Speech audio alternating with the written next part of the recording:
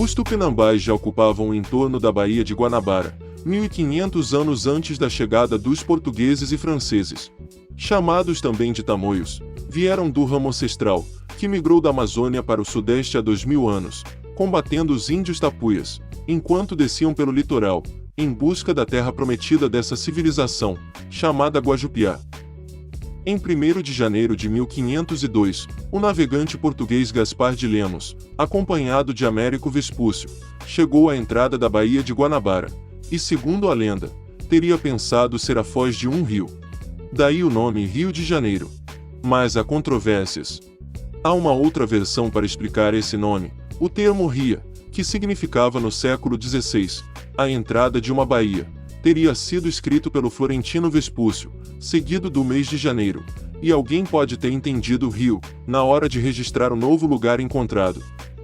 Em meados do século XVI, os portugueses ainda não tinham conseguido se espalhar por todo o litoral brasileiro.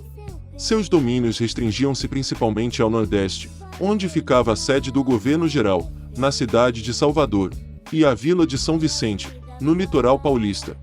Aproveitando-se dessa situação, um grupo de franceses, sob o comando de Nicolas Durante, de Villeganho, se estabeleceu em duas ilhas da Baía da Guanabara, atuais Villeganho e Ilha do Governador, e na região da atual Praia do Flamengo, com a intenção de criar uma colônia, a França Antártica. Eles ergueram o Forte Coligny, enquanto consolidavam alianças com os índios tupinambás locais. Enquanto isso, os portugueses se aliaram a um grupo indígena rival dos tupinambás, os Temiminós. Os franceses foram expulsos em 15 de março de 1560, com a destruição do Forte Coligny, pelas forças do governador-geral Mendes Sá, formadas por soldados portugueses apoiados por índios flecheiros. O forte foi arrasado e os franceses sobreviventes fugiram. Mendes Sá designou seu sobrinho, Estácio de Sá, para vigiar a região contra a nova investida dos franceses. Foi nesse contexto que ocorreu a fundação de São Sebastião do Rio de Janeiro, em 1º de março de 1565.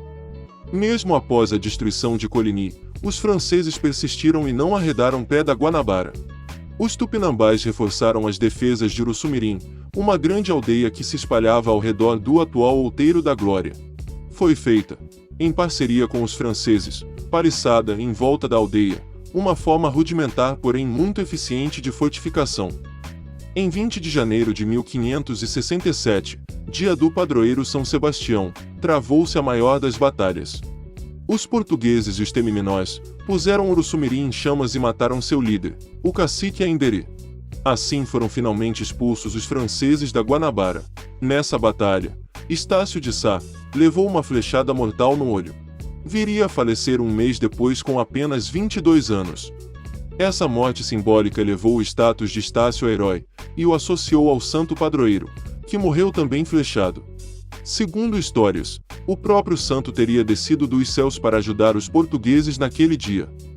Livres dos invasores e dos inimigos tamoios, os portugueses estabeleceram-se de forma mais definitiva no Morro do Castelo, já em 1567. Era um local mais elevado e de melhor observação para a defesa da cidade. Mendes Sá mandou erguer baluartes e muros. Ali foi construída uma nova igreja para São Sebastião, um colégio jesuítico, prédios da administração colonial, e moradia para quem lá estava e para receber nova população. Ele doou uma sesmaria onde hoje é Niterói, para Arariboia, chefe Temiminó, que ajudou os portugueses no combate aos tamoios e franceses. O Rio de Janeiro tornou-se capitania real, e foi entregue à família Sá, para governá-lo de forma dinástica. O Rio de Janeiro foi o primeiro dos 243 municípios brasileiros que escolheram ter como padroeiro o soldado francês que viveu no século III da era cristã, que foi canonizado como São Sebastião. Nascido em Narbonne, se tornou cidadão de Milão, e foi um mártir e santo cristão, inclusive incluído no nome da cidade. Outra curiosidade é que a cidade nunca foi aldeia ou vila, sendo desde a sua fundação administrada e desenvolvida pela própria coroa portuguesa, e não por um capitão donatário. Não sei se vocês se lembram, mas essa era a época das capitanias hereditárias.